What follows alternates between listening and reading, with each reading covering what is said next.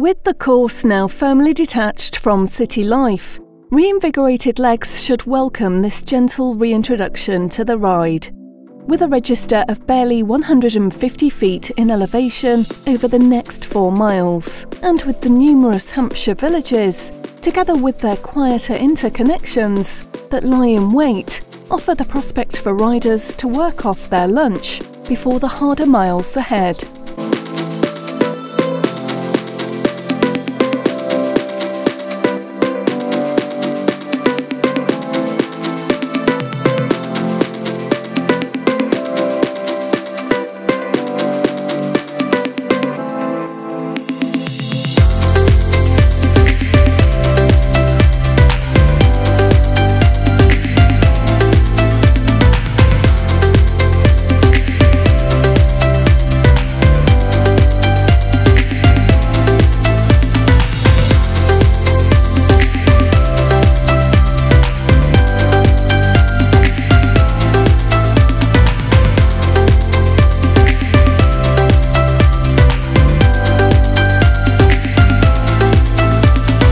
Across the busy A340, now at Pamber End at mile 103, strolling along the Pamber Road where it meets with Old Chapel Lane, before this squeeze down one of the lanes in Charter Alley until the intersection with Monk Sherborne Road, just before turning right onto the Bowcurst Road at Ramsdell at mile 105. The route continues to snake its way through these parts, with the passing of Wolverton Townsend at mile 107. Sleepy hamlets of Kingsclere and Ekinswell follow the former of these two peaceful hamlets, boasting strong horse racing connections at miles 110 and 112 respectively.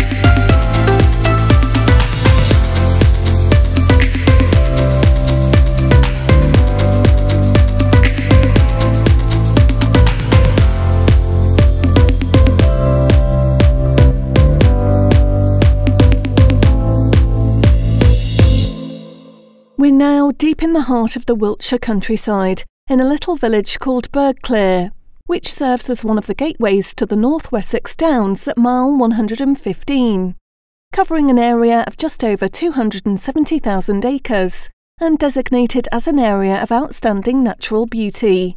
The Downs attract a large number of outdoor pursuits, most notably horse racing, where this equine activity forms a major industry in the area, largely owing to the good quality turf that complements the chalk underlay, with much of the upland area made over to gallops and other training areas.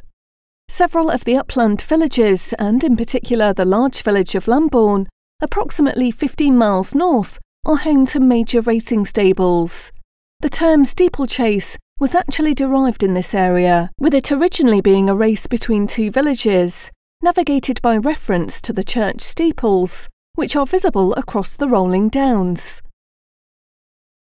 It's perhaps not surprising then that the area comprises no less than 9 white horses, set into the chalk hillsides, posing as stunning representations of this particular breed of animal.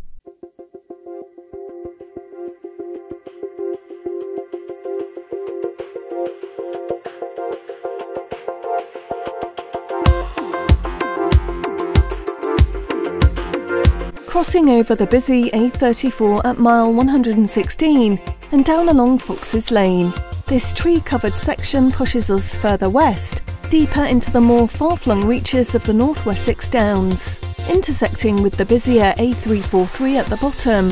then it's straight across onto Walton Hill Road, taking you into Walton Hill at mile 118.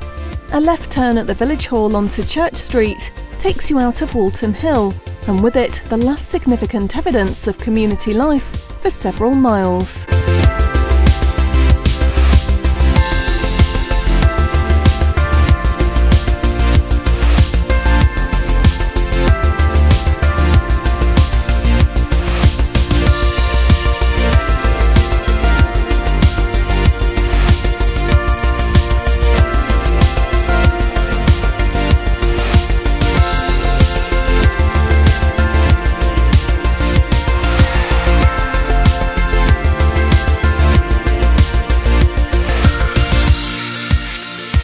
Perhaps the only shortcoming of adopting a route through these beautiful parts of southern England is that you may find the occasional public house functioning as one of the few locations in which to replenish any potentially depleting stocks to fill the gaps over the next 10 miles or so, whilst the sporadic hint of habitation reminds us of just how remote this region can be along this flowing, roller coaster section just north of Walbury Hill, with the villages of East Woodhay immediately before mile 120, Upper Green at mile 123 and Ham at mile 126, filling in the gaps in between.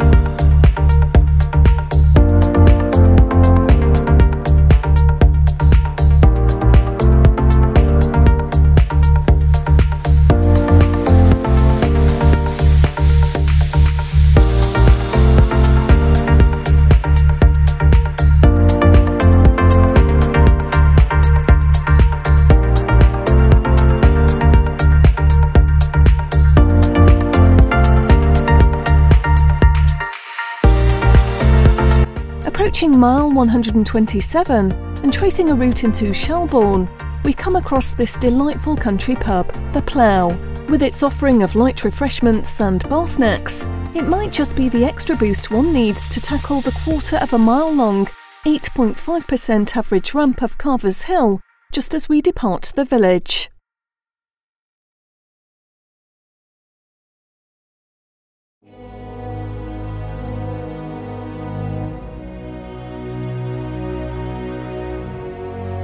Set high above the village of Wilton towards the eastern end of the Pewsey Vale, at mile 129, lies the impressive Wilton Windmill. Built in 1821 to produce flour for the local area, following the canalisation of the River Bedwin during the construction of the Kennet and Avon Canal. The windmill remained in use until the early part of the 20th century, by which time competition from much larger, steam-roller mills meant that this once important structure began to fall into disrepair. This led to a campaign to return it to its former glory, and in 1971 it was saved from obscurity by Wiltshire County Council, where it now enjoys Grade 2 listed status and the honour of being the only working windmill in Wessex. Its canvas sails still turn to this day, producing wholemeal stone ground flour, and is open to the public from April until the end of September.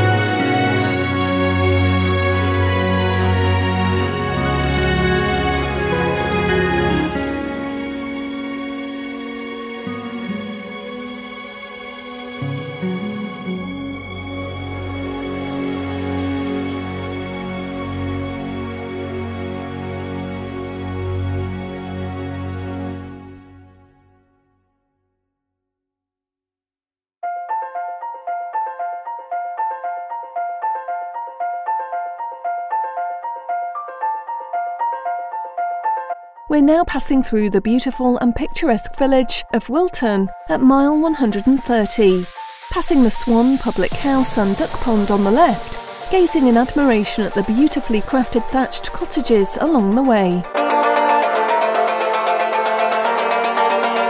Then it's right onto the A338 at East Grafton.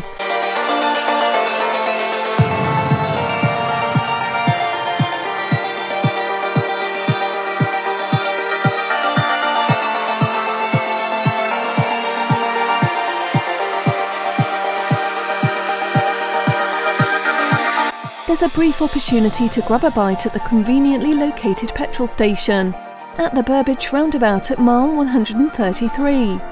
Then it's off along the B3087 towards Easton Royal.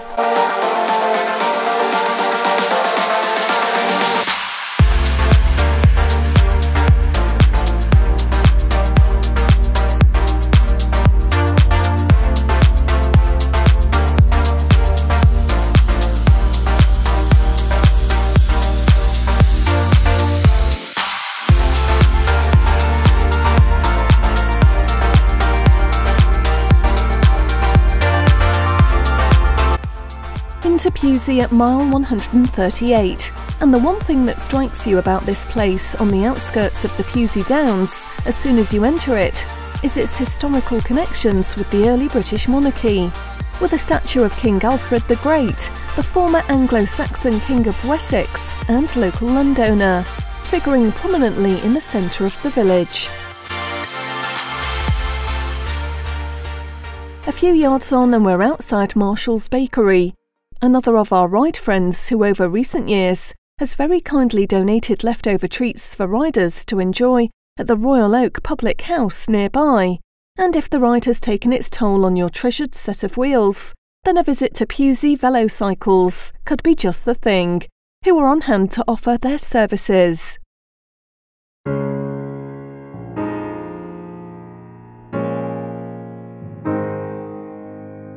Leaving Pewsey, we're at the start of the majestic Pewsey Downs at mile 138.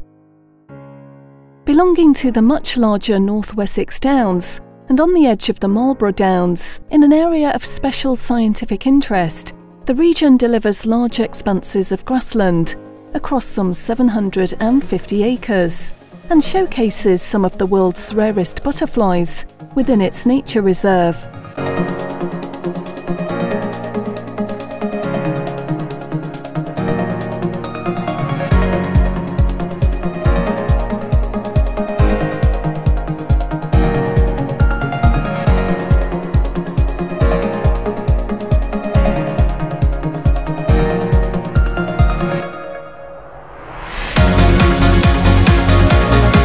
Expect plenty of undulations across this 10-mile stretch, with this punchier ascent of Alton Hill, just past the village of Wilcott at mile 141, serving as a typical example,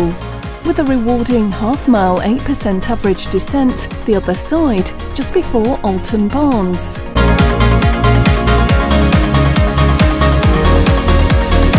"6 miles until we reach Devizes, an impressive man-made structure features prominently across Milk Hill to our right. Cut into the hillside, the Alton Barnes White Horse, as it is known, is a chalk hill figure of a white horse located just a few miles north of the village of Alton. Measuring 180 feet high and 160 feet long, the figure was cut in 1812 under the commission of local farmer Robert Pyle, and is the second largest of the 9 white horses of this kind in Wiltshire.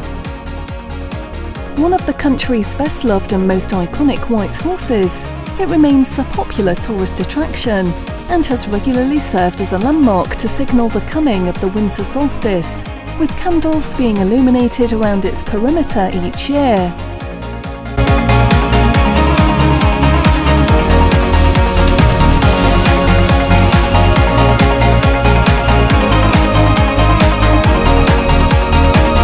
There's just a small climb out of Allington at mile 144 to negotiate, then it's on to Horton at mile 145,